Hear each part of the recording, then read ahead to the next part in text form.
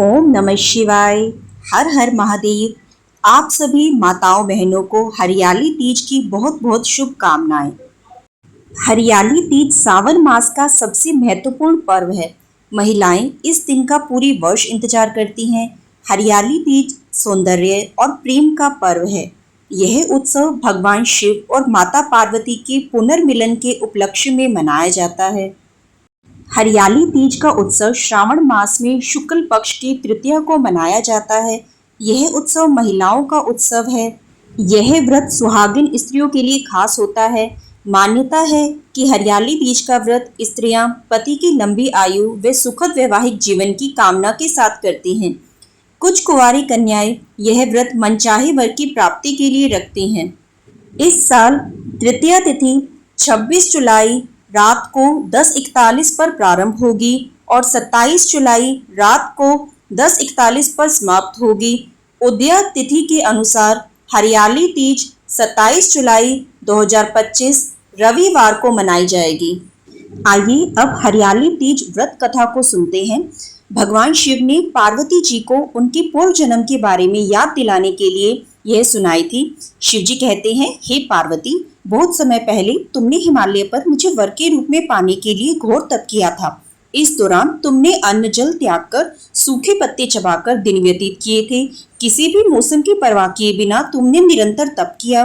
तुम्हारी इस स्थिति को देखकर तुम्हारे पिता बहुत दुखी थे। ऐसी स्थिति में नारद जी तुम्हारे घर पधारे।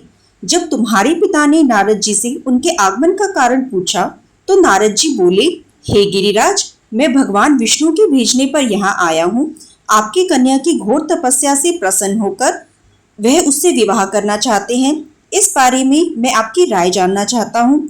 नारद जी की बात सुनकर पर्वतराज अति प्रसन्नता के साथ बोले, हे नारद जी, यदि स्वयं भगवान विष्णु मेरी कन्या से विवाह करना चाहते हैं तो इससे बड़ी कोई बात नहीं हो सकती। मैं इस विवाह के लिए तैयार हूँ।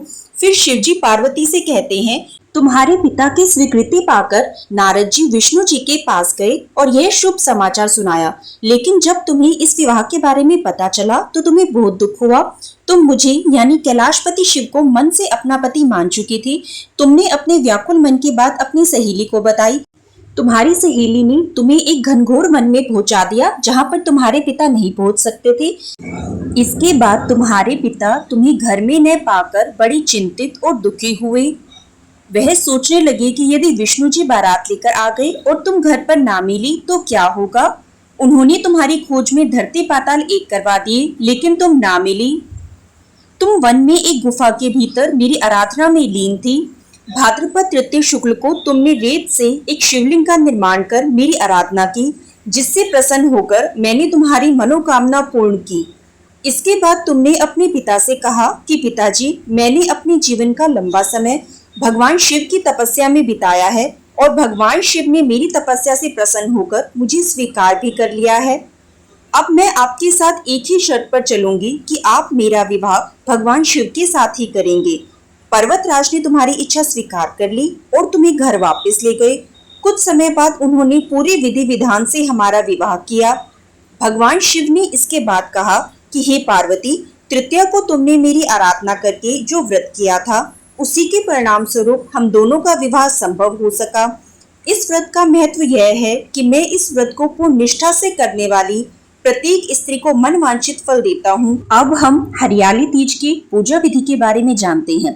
हरियाली तीज का त्योहार महिलाओं के द्वारा मनाया जाता है। हरियाली तीज के दिन निर्जला व्रत रखा जाता है। करवा चौथ की तरह इस दिन का भी विशेष महत्व होता है। इस दिन विशेष रूप से गौरी माता की पूजा की जाती है, उनके संपूर्ण परिवार के साथ।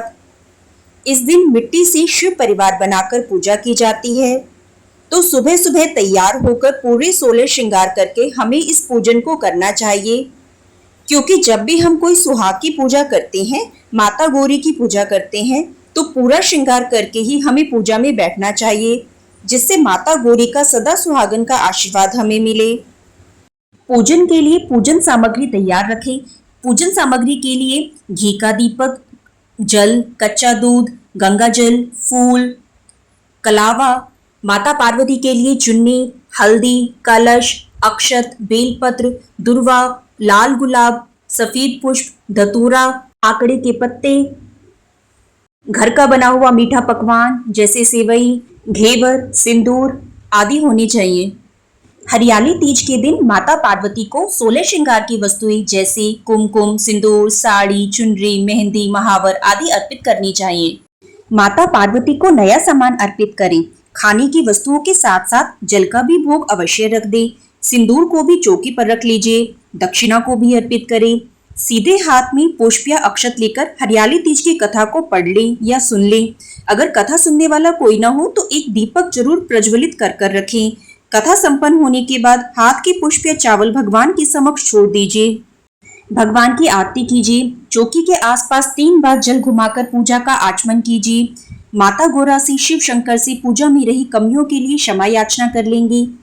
हमें माता पार्वती से सुहाग लेना होता है। माता पार्वती को 5 बार सिंदूर अर्पित करें, फिर 5 बार ही सिंदूर माता पार्वती से लेकर अपनी मांग में भरें। माता पार्वती से प्रार्थना करेंगे कि हमारे सौभाग्य को हमेशा अखंड बनाए रखना, मेरे परिवार पर हमेशा अपनी कृपा बनाए रखना। श्रृंगार की सामग्री जो हमने माता पार्वती को अर्पित की है उसे हम स्वयं भी पहन सकते हैं और उसका दान भी कर सकते हैं। आरती उतारने के बाद नैवेद्य भी अर्पित किया जाता है। इस दिन महिलाएं लोकगीत गाकर, झूला झूलकर खुशियां मनाती हैं। जिनका सामर्थ्य निचला रखने का ना हो वो इस व्रत में जल, फूल और दूध का सेवन कर सकते हैं।